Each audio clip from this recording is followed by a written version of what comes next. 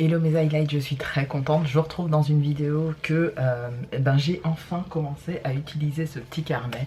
Petit carnet que j'avais acheté parce que j'allais mettre tous mes projets de vidéos sur feuille. Et j'ai enfin décidé de le faire pour ne rien vous cacher hier soir. Il en est sorti au moins 6, voire 10. Je sais plus combien j'en ai écrit. Mais 1, 2, 3, 4, 5, 6, 7. Donc 7 projets de vidéo. Le premier d'entre eux, c'est celui qu'on va faire aujourd'hui. Vous avez vu dans le titre, hein, c'est un petit peu dur ce que je vous mets.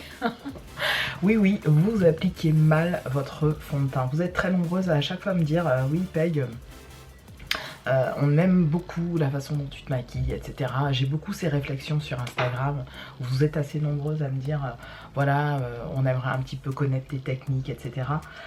Alors, il n'y a pas de technique particulière. J'entends du bruit, mais je ne sais pas d'où ça vient. Je vois bien, c'était le monsieur du ménage. Donc en fait, je voulais simplement vous montrer, moi, comment j'applique mon fond de teint. Et les techniques très simples que je pratique. L'une d'entre elles est d'appliquer moins de produits que prévu et de laisser plus entrevoir finalement nos imperfections, parce que la société a tendance à nous impliquer, nous invoquer, nous demander de cacher tout ce qu'il y a comme pores, etc. Alors sachez-le, je tenais aussi à le dire en vidéo, mais vous le savez je pense depuis assez longtemps. Moi j'utilise un Canon pour filmer mes vidéos, il n'y a jamais de filtre dessus. Chaque fois que je fais mon montage vidéo, je ne mets jamais de filtre. De toute façon, je ne sais pas comment le faire, c'est simple. Je sais comment mettre un effet vidéo, mais je ne sais pas filtrer ma face, je ne sais pas faire ça. Je sais qu'il y en a qui ont des techniques pour le faire, moi pas ça fait ça.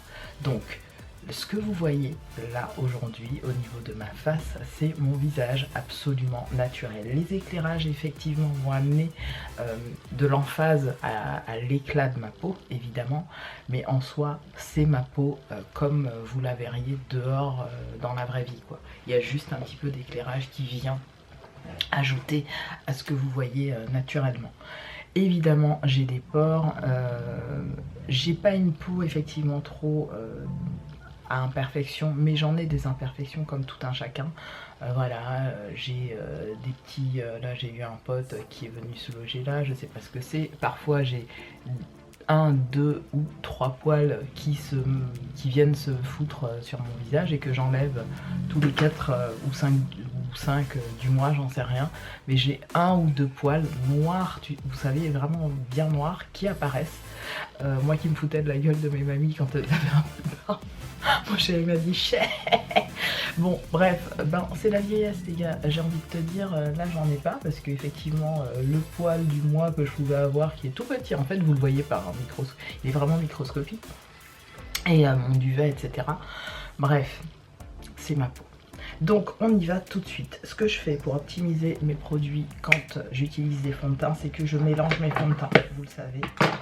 Je vous l'ai dit très souvent, j'ai un petit récipient comme ça où je fais mes mélanges de fond de teint. Alors dans ce petit pot il y a au moins 7 ou 6 fonds de teint différents et ce que je fais c'est que je mélange le tout et j'applique en fonction effectivement de comment ma peau est. Première chose à faire, ce que je fais aussi, c'est d'appliquer un spray hydratant et fixateur. C'est ce que j'ai fait et je l'ai laissé poser au moins 1 minute. C'est pas quelque chose que vous avez forcément le temps de faire le matin, mais faites-le juste après, par exemple, vous êtes nettoyé le visage. Moi, c'est comme ça que je gagne du temps.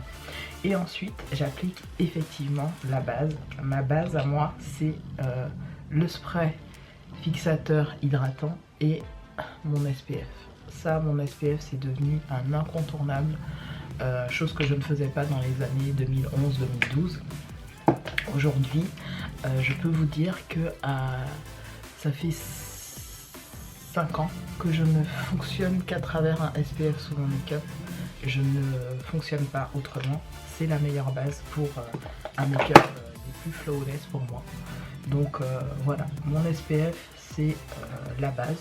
Pareil, mieux vaut attendre 1 ou 2 minutes le temps que le produit soit bien absorbé. Je descends souvent jusque dans mon cou, bien au niveau du menton. Vous voyez, quand on a une marque comme ça de bouton qui va s'estomper avec le temps, hein, c'est pas un problème, mais pour pas que que ça marque vraiment la peau. Surtout que moi j'ai des espèces de chair, ce qu'on appelle de la chair repoussante, j'en ai partout au niveau du cou. Je sais pas si ça s'appelle, oui c'est des chairs repoussantes, vous savez les petits bouts de peau là, que on a, des petits bouts, je vais essayer de vous montrer, de vraiment vous rapprocher, comme ça vous allez voir. Faudrait que j'investisse dans une télécommande, vous les voyez là. Et j'en ai plein ici, j'en ai plein partout. J'en ai aussi, ça fait comme des taches de rousseur, mais en fait ça n'en est pas, hein. Tout ça là ce sont des chairs repoussantes. Je recule un tout petit peu, quoique j'aime bien que vous ayez comme ça mon visage bien en vue, donc je vais rester comme ça. Donc là j'ai appliqué effectivement mon SPF 50. C'est mieux, alors minimum, le minimum que je vous dirais d'appliquer c'est 30. Sinon 15 ou 20 ça sert à rien. Je vous le dis tout de suite, ça ne sert à rien. J'avais tendance à croire à cette utopie, à cette utopie très factuelle que ben, un SPF de 15 c'est bien parce que ça cache. Non en fait ça sert à rien. Ça sert strictement à rien. Il faut du 50 plus. Descendre jusqu'au cou, voire au niveau de votre... ici là de votre sternum, de votre poitrine et voilà. Je pense que vraiment c'est la base. Alors souvent j'ai pas forcément le temps d'attendre que mon SPF soit bien fixé après ma base, etc. Ce que je fais souvent aussi c'est que je réapplique le spray hydratant fixateur que j'ai là-dedans, qui est d'ailleurs de chez Makeup Revolution. J'évite de le respirer parce que je ne sais pas si c'est toxique, je ne pense pas, mais sait-on jamais. Là j'ai un petit pinceau comme ça de chez Glam Shop que j'adore. Faudrait que je vous fasse une petite vidéo sur Glam Shop. Je viens prendre mon petit mélange de fond de teint qui est un petit peu foncé en ce moment, et en fait ce que je fais c'est que je le mélange avec le Estée Lauder Double Wear Maximum Cover qui a un SPF de 15, donc ce n'est pas négligeable, mais comme j'ai déjà mis mon 50 en dessous, je m'en tape. Vraiment protéger ma peau. Je mets vraiment 2 petites noisettes. Je l'ai quasiment terminé, je l'avais reçu de la marque. J'aime beaucoup ce fond de teint et je l'avais eu en teinte Sandalwood. Sandalwood qui est vraiment ma teinte pour le coup d'hiver. Voilà, vous voyez, c'est une teinte assez jaunâtre. Ouais, c'est une teinte jaunâtre, je dirais. En fait, quand elle est bien estompée, elle est vraiment, c'est la teinte parfaite de ma peau en hiver, vraiment.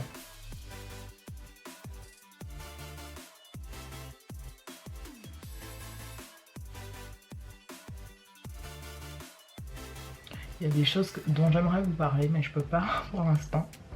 C'est un peu compliqué. Donc, je vais laisser en mute et me maquiller. Vous voyez le peu de produits que j'ai appliqué? J'ai appliqué très peu de produits. En fait, j'ai utilisé quasiment que ce qu'il y a sur le capuchon. Je suis venue mélanger avec un tout petit peu de mon fond de teint classique.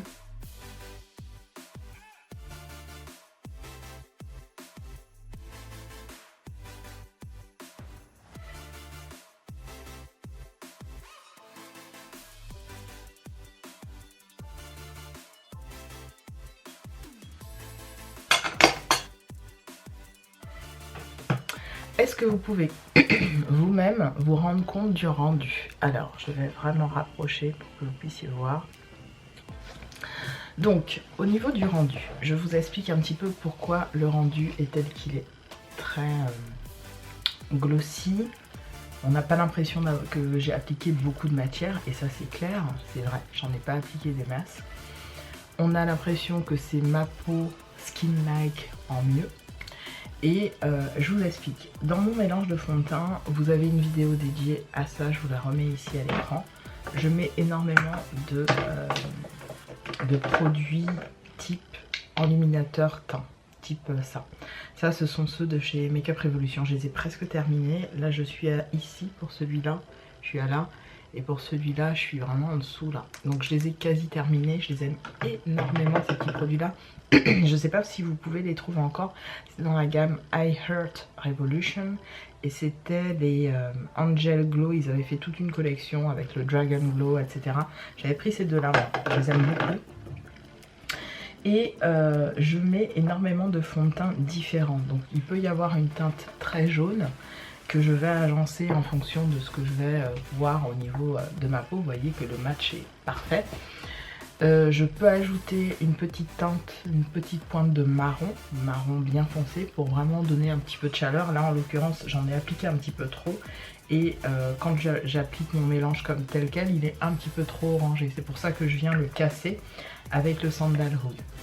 Et au niveau de la quantité, on est sur des têtes d'épingle et je viens construire, vous voyez, je viens vraiment construire mon teint avec finalement ce qu'il y a comme peu de fond de teint sur le pinceau.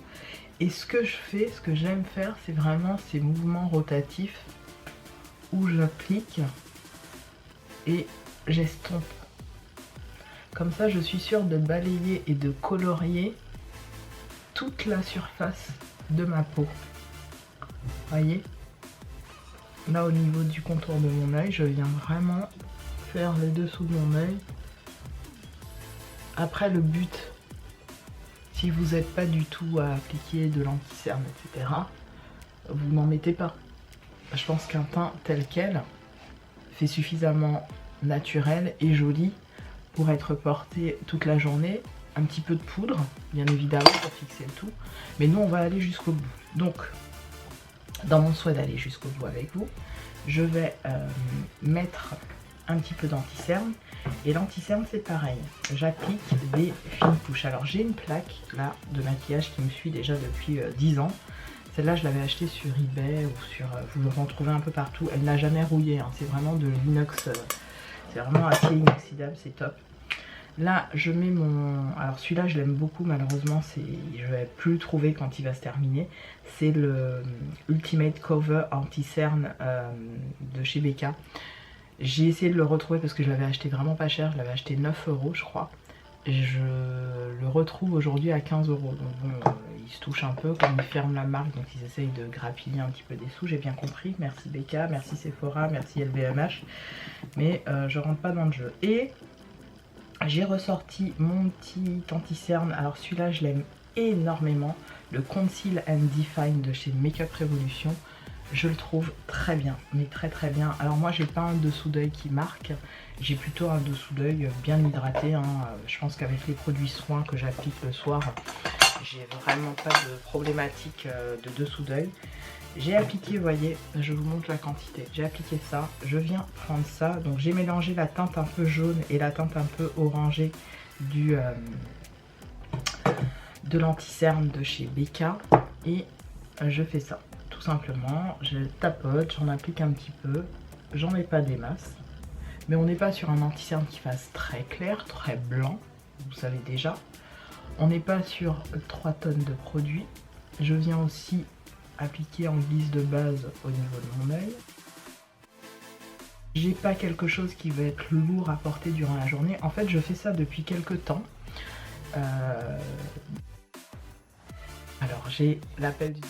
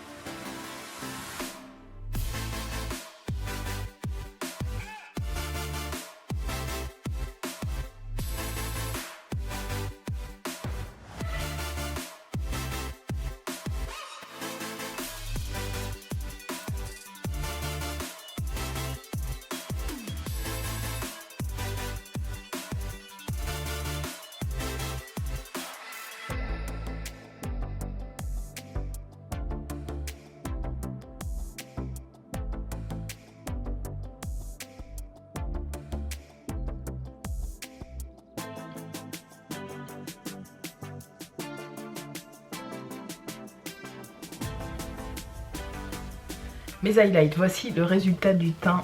En gros, désolée, j'étais au téléphone avec une de mes super collègues à qui je fais des bisous si elle passe par là.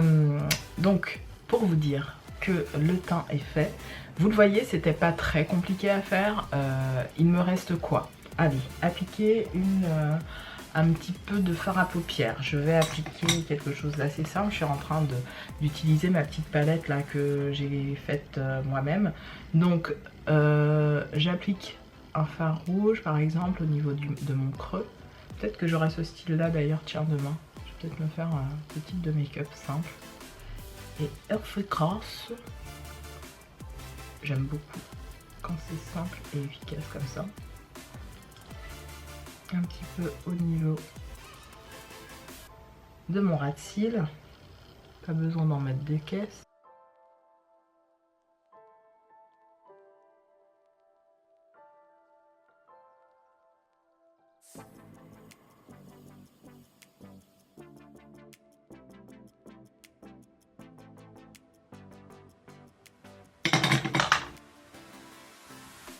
Je prends en fait un fard comme ça là, un peu burgundy, pas burgundy, vous avez compris, prune. Ouais, c'est pareil, burgundy, prune. J'ai pas envie que ce soit trop pigmenté, donc vous voyez, je l'applique avec un pinceau fluffy parce que je veux pas que ce soit trop intense. Je veux que ce soit juste une couleur. Vous voyez, c'est très simple, hein. Quand je fais ça le matin, je me prends juste pas du tout la tête.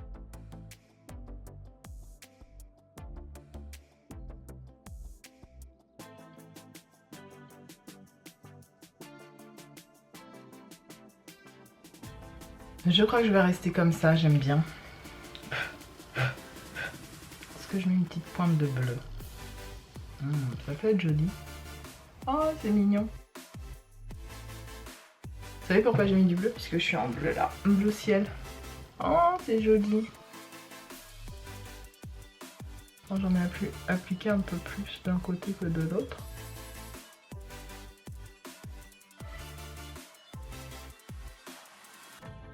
Comme ça fait juste des reflets bleus. Vous voyez, je suis venue atténuer pour pas que ça fasse trop bleu. J'aime bien. Par contre, c'est un fard Urban Decay et bah, il a qu'à cheater. C'est le Solstice que j'ai tellement utilisé. Ce fard, je l'ai absolument usé.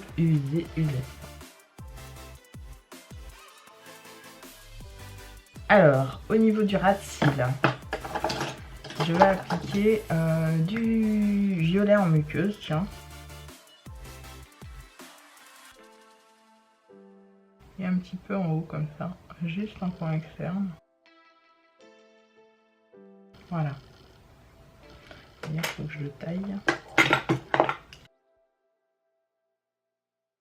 Les crayons Pascal fonctionnent. Pascal fonctionne. Là j'ai appliqué un crayon lip liner, mais que j'utilise pour mes yeux, de chez Kiko, les Creamy Color, ils sont vraiment très bien. Si vous cherchez des crayons visage et yeux, franchement utilisez ceux-là, ils sont très bien. Qu'est-ce que je vais faire? Un petit peu de rouge à lèvres. Alors, qu'est-ce que je vais mettre comme rouge à lèvres? J'ai envie d'un espèce de bordeaux marronné. Ou alors celui-là.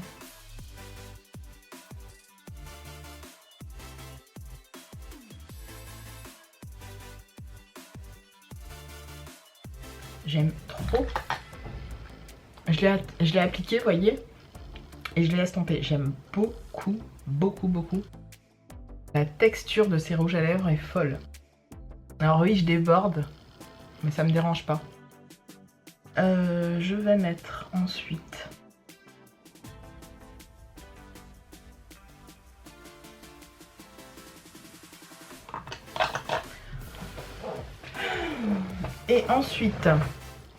un petit peu de blush, parce que là vraiment j'ai rien, et typiquement même si je suis pas très blush, j'aime bien mettre un petit peu ici, hop, hop, hop, hop. C'est pour ça que j'achète pas de blush en fait. J'utilise mes rouges à lèvres, je vous le dis, hein. C'est beaucoup mieux et je trouve que au niveau rendu c'est tellement plus canon.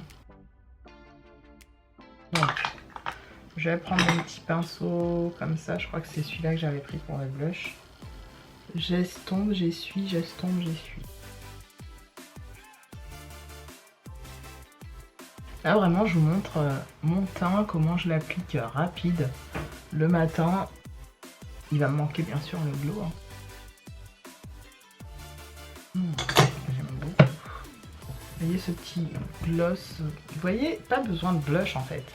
Pas besoin d'acheter du blush. J'ai ce qu'il faut avec mes rouges à lèvres. Bref.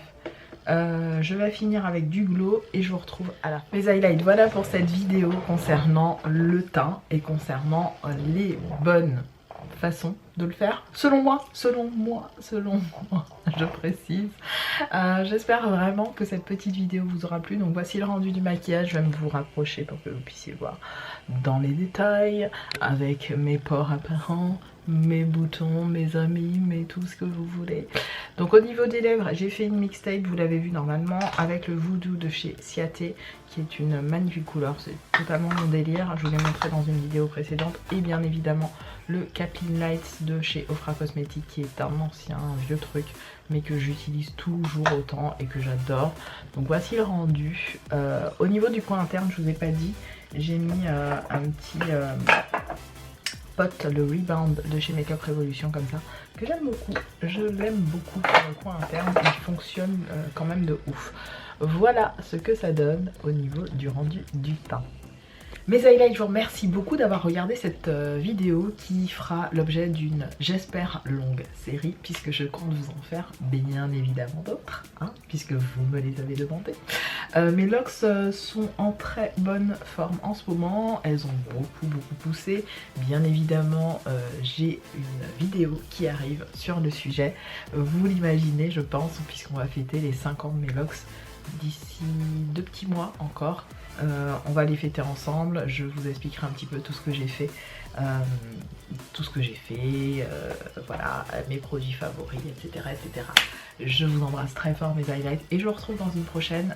Certainement je vais en filmer une autre là dans la foulée, puisque c'est le moment de vous faire une vidéo sur mes produits terminés de la mi-saison. En tout cas, voilà. Je vous tiens informé et je vous dis à très vite. Bisous mes highlights, bye.